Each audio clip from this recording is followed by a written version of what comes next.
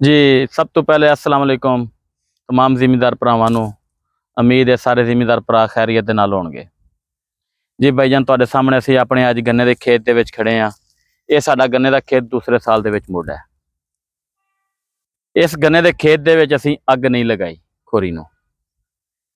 ਇਸ ਦੇ ਵਿੱਚ ਅਸੀਂ ਖੋਰੀ ਕਢਵਾਈਏ, ਖੋਰੀ ਕਢਵਾ ਕੇ ਅਸੀਂ ਬਾਹਰ ਸਟਵਾਈਏ। ਇਹ ਬੱਚੇ ਖੜੇ ਨੇ, ਇਹਨਾਂ ਬੱਚਿਆਂ ਨੇ ਮਿਹਨਤ ਕੀਤੀ ਏ। ਇਹ ਖੋਰੀ ਸਾਰੀ ਕੱਢੀਏ ਵਿੱਚੋਂ, ਖੋਰੀ ਬਾਹਰ ਕੱਢ ਕੇ ਜਿਵੇਂ ਕਿ ਤੁਸੀਂ ਸਾਹਮਣੇ ਵੇਖ ਸਕਦੇ ਹੋਗੇ ਕਿ ਖੋਰੀ ਸੜੀ ਹੋਈ ਦੀ ਜਗ੍ਹਾ ਨਿਸ਼ਾਨਾਤ ਸਾਹਮਣੇ ਪਏ ਹੋਣਗੇ। ਬਾਹਰ ਕੱਢ ਕੇ ਅਸੀਂ ਖੋਰੀ ਸਾੜੀਏ। ਇਸ ਦੇ ਫਾਇਦੇ ਸਾਨੂੰ ਇਹ ਨੇ ਕਿ ਇੱਕ ਤੇ ਸਾਡੀ ਜਿਹੜੀ ਫਸਲ ਦੇ ਵਿੱਚ ਕੀੜਾ ਜਿਹੜਾ ਹੁੰਦਾ ਹੈ, ਦੋਸਤ ਕੀੜਾ ਸਾਡਾ, ਉਹ ਨਹੀਂ ਮਰਦਾ ਜਾਂ ਨਹੀਂ ਸੜਦਾ।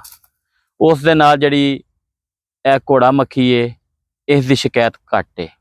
ਇਸ ਪਲਾਟ ਦੇ ਵਿੱਚ ਸਾਡੇ ਜਿੰਨਾ ਪਲਾਟਾਂ ਦੇ ਵਿੱਚ ਅਸੀਂ ਅੱਗ ਲਗਾ ਚੁੱਕੇ ਹਾਂ, ਉਹਨਾਂ ਦੇ ਵਿੱਚ ਸਾਡੀ ਘੋੜਾ ਮੱਖੀ ਦੀ ਸ਼ਿਕਾਇਤ ਜ਼ਿਆਦੀ ਹੈ। ਜਿਹੜਾ ਕਿ ਇਸ ਦੇ ਵਿੱਚ ਸ਼ਿਕਾਇਤ ਘੱਟ ਹੋਣ ਦੀ ਵਜ੍ਹਾ ਇਹ ਵੇ ਕਿ ਸਿਰਫ ਸਾਡੀ ਇਹ ਖੋਰੀ ਨੂੰ ਅੱਗ ਨਾ ਲਾਉਣ ਦੀ ਵਜ੍ਹਾ। ਇਸ ਦੇ ਜਿਹੜਾ ਅੱਗ ਨਹੀਂ ਲਗਾਈ, ਉਸ ਤੋਂ ਬਾਅਦ ਇਸ ਨੇ ਆਪਣੀ ਜਰਮੀਨੇਸ਼ਨ ਚੈੱਕ ਕਰਾ ਸਕਦਾ ਮੁੰਡਾ ਤੁਹਾਨੂੰ ਕਿ ਜਰਮੀਨੇਸ਼ਨ ਇਸ ਨੇ ਆਪਣੀ ਕਿਵੇਂ ਕੀਤੀ ਹੈ ਫਸਲ ਨੇ ਸਾਰੀ। ਇੱਧਰ ਹੀ ਬੇਟਾ ਦਿਖਾ, ਚੈੱਕ ਕਰੋ। ਇਸ ਦੀ ਵਜ੍ਹਾ ਇਹ ਹੋਈ ਕਿ ਜਿਹੜਾ ਇਸ ਨੇ ਅੱਗ ਲਗਾਇਆ ਨਾ ਲਗਾਉਣ ਤੋਂ ਜਿਹੜਾ ਇਸ ਦੀ ਉੱਤੋਂ ਜਿਹੜੀ ਇਹ ਜ਼ਮੀਨ ਦੀ ਸਖਤ ਇਹ ਕੱਚੀ ਰਹੀ ਹੈ। ਇਸ ਨੇ ਆਪਣਾ ਬੂਟਾ ਬਾਸਾਨੀ ਪੈਦਾ ਕੀਤਾ ਹੈ, ਜਰਮੀਨੇਸ਼ਨ ਇਸ ਨੇ ਆਪਣੀ ਪੂਰੀ ਕੀਤੀ ਹੈ। ਜਿਹੜਾ ਗੰਨਾ ਸਾਡਾ ਉੱਚਾ ਵੱਢਿਆ ਹੋਇਆ ਸੀ, ਉਹ ਅਸੀਂ ਮੁੜਿਆਂ ਨੂੰ ਲਗਾ ਕੇ ਉਸ ਨੂੰ ਤੇ ਟੋਕੇ ਦੇ ਨਾਲ ਕਟਵਾਇਆ।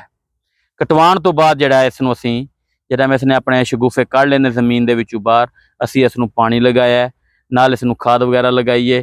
ਅੱਜ ਤੁਹਾਡੇ ਸਾਹਮਣੇ ਮਾਸ਼ਾਅੱਲਾ ਗ੍ਰੀਨ ਸਬਜ਼ ਖੇਤ ਬਣਿਆ ਹੋਇਆ ਹੈ।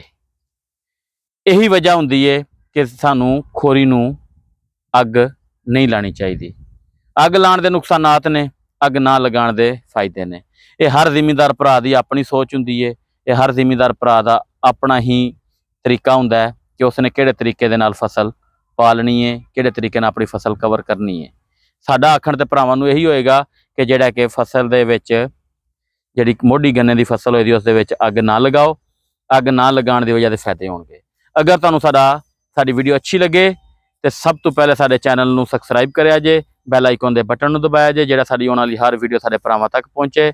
ਜੀ ਅਗਰ ਮੇਰੀ ਤਰਫੋਂ ਮੇਰੇ ਭਰਾਵਾਂ ਦੀ ਕੋਈ ਦਿਲਆਜ਼ਾਰੀ ਹੋਈ ਹੋਵੇ, ਉਸ ਚੀਜ਼ ਦੀ ਮੈਂ ਦਿਲੀ ਮਾਜ਼ਰਤ ਕਰਾਂਗਾ। ਜੀ अस्सलाम वालेकुम।